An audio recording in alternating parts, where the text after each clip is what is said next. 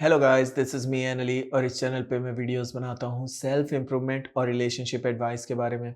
और आज की मेरी वीडियो का टॉपिक है one simple breakup tip you need to know. एक सिंपल ब्रेकअप टिप मैं देना चाहता हूँ जो ब्रेकअप के बाद आपकी काम आएगी। इस टॉपिक पर बात करने से पहले मैं कहूँगा प्लीज़ सब्सक्राइब कर दो मेरे चैनल को ताकि आने वाली हर एक वीडियो आपकी हेल्प कर सके, क्योंकि मैं डेली वीडियोज़ बनाता हूँ। और अगर आपके कोई क्वेश्चंस हो आप पूछ सकते हैं इंस्टाग्राम पे, लिंक जो है वो डिस्क्रिप्शन में है। फर्स्ट ऑफ ऑल मैं ये कहना चाहूँगा टिप की तरफ जाने से पहले कि इस दुनिया में हमारी सबसे बड़ी प्रॉब्लम ये है कि हम हर चीज़ को फिक्स करना चाहते हैं और रिलेशनशिप में ये काम नहीं आती, स्पेशली ब्रेकअप के बाद। ठीक है, एज अ ह्यूमन हमारी आदत है, हम हर चीज़ को फिक्स करना चाहते हैं। हमें लगता है कि यार मैं वर्क करूँगा तो ये इसका हल निकलेगा, और ये सच भी है। आप वर्क करते हैं अपनी बॉडी के ऊपर तो आपकी बॉडी बनती है। आप पढ़ाई करते हो तो आपका रिजल्ट अच्छा आता है। आप बिजनेस को स्टार्ट करते हैं, मेहनत करते हैं तो आप एक दिन बिजनेसमैन बन जाते हैं, पैसे कमाने लग जाते हैं अच्छे। सब कुछ में काम करता है, लेकिन रिलेशनशिप एंड ब्रेकअप के वक़्त ये उल्टा हो जाता है। जितना आप फिक्स करने की कोशिश करते हैं, उतना ओवर कॉम्प्लिकेट करते हैं, उतना चीज़ें बिगड़ती जाती हैं। क्योंकि आर्ग्यूमेंट से आर्ग्यूमेंट निकलता है। आप उससे बात करने जाते हैं, आपको लगता है आप एक दिमाग में ना सवालों के जवाब बनाते हैं कि मैं इसे ये बोलूँगा, उसे वो बोलूँगा, तो आपको लगता है वो एक्सेप्ट कर लेगी। फिर आप उससे बात करने जाते हैं। जब आप उससे बात स्टार्ट करते हैं, तो वो आपकी एक बात से 2 और बातें पकड़ लेती है। अच्छा, फिर ये क्यों किया कर रहे थे? फिर तुमने उस रात झूठ क्यों बोला था मेरे से? तो फिर ये होता है कि आपका ब्रेकअप वो बढ़ता जाता है, बढ़ता जाता है। और स्पेशली जब वो नेगेटिव फ़ील कर रहे होते हैं आपके बारे में, तो वर्ड्स उनके दिल तक नहीं पहुँच रहे। वो उनकी बॉडी से टकरा के नीचे गिर रहे हैं, ऐसा समझिए। तो उनके दिल तक क्योंकि नहीं पहुँच रहे, तो इसलिए वो आपसे बात नहीं करेंगे, आपकी नहीं सुनेंगे, आप जितना कन्विंस करने की कोशिश करेंगे। सो नंबर 1 ब्रेकअप के वक़्त की टिप क्या है? वो टिप सिंपल है कि उन्हें जाने दें, उन्हें स्पेस दें, नो कॉन्टैक्ट पे जाएँ। इसके अलावा आपके पास कोई ऑप्शन नहीं है। ठीक है? ब्रेकअप के वक़्त आपका फ़ोकस उनके ऊपर होता है। ज आपका फ़ोकस अपने ऊपर होना चाहिए। आपका फ़ोकस इस बात के ऊपर होना चाहिए कि क्या वो मुझे चेज़ कर रहे हैं या करेंगे, या मेरी पॉसिबिलिटी है इतनी कि वो मुझे चेज़ करेंगे।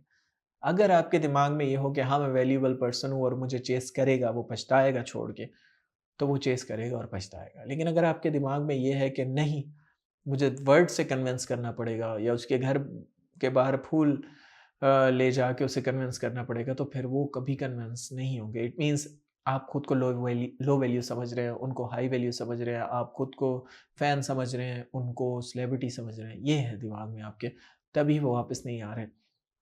आप इस चीज़ को समझें कि रिलेशनशिप के शुरू में क्या आपको ज़रूरत पड़ रही थी उन्हें कन्विंस करने की छोटी-छोटी बातों पे कि मैं तुम्हारे काबिल हूँ या मैं बहुत अच्छा हूँ? नहीं, आप कन्विंस नहीं कर रहे थे।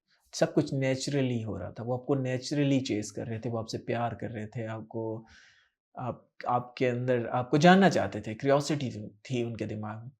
क्योंकि उस टाइम वो आपको जानते नहीं थे, उस टाइम आप बहुत अट्रैक्टेड लग रहे थे, लेकिन अभी आपने सब कुछ रिवील कर दिया, अभी आपने सब कुछ बता दिया, अभी आपने कुछ भी नहीं छोड़ा, जिसकी वजह से आपकी सारी वैल्यू चली गई। सो दैट्स व्हाई मैं ये कहूँगा कि आपका फ़ोकस अपने आप को बनाने के ऊपर होना चाहिए, ना कि इस के ऊपर कि वो वापस आएँगे या नहीं आएँगे, या ना कि इसके ऊपर कि उसका कोई बॉयफ्रेंड नया है या नहीं है, या आपकी ये सबसे बड़ी गलती है जिसकी वजह से आपका फ़ोकस उसके ऊपर है, आप अपने ऊपर वर्क नहीं कर पा रहे। अगर आपका फ़ोकस अपने ऊपर हो, तो आप अच्छे से जिम जाएँगे, आप पढ़ाई करेंगे, आप कुछ बन जाएँगे अगले 6-8 महीनों में जब तक वो वापस आएँगे।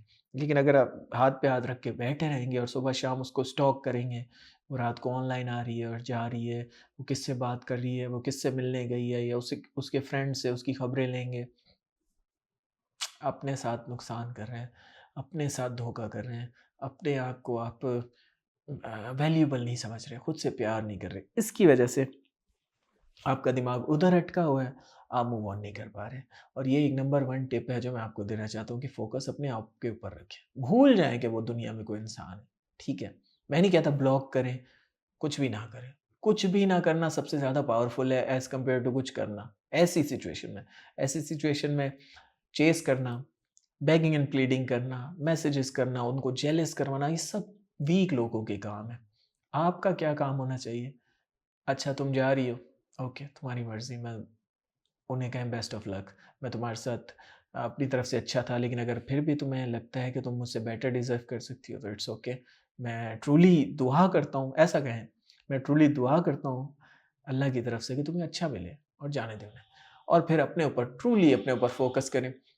जब आप फ़ोकस करेंगे अपने ऊपर, जब आप अच्छे से जिम जाएँगे, पैसे कमाएँगे, पैसा बहुत इम्पोर्टेंट है। अगर कोई कहता है कि पैसा इम्पोर्टेंट नहीं है तो ये झूठ बोल रहा है। जब आप ट्रूली अ, अच्छे पैसे कमा रहे होंगे, आपकी फैमिली आपको लाइक करेगी, वो आपको लाइक करेंगे और आपको खुद के बारे में अच्छा फ़ील होगा, भले वो वापस आए ना आए, और ऐसी सिचुएशन में वो फ़ौरन वापस आते हैं।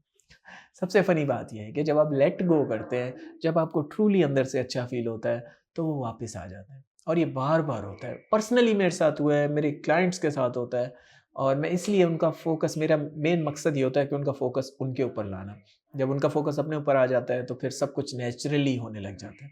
जब आप चीज़ों को लेट गो करते हैं ना, तो वो आई डोंट नो, ये यूनिवर्सल कुछ है कि वो ट्रूली अलाइन हो जाती हैं, वो ट्रूली काम करने लग जाती हैं। और ये सब चीज़ों में देखा, मैं just I am not just talking about relationship, ठीक है?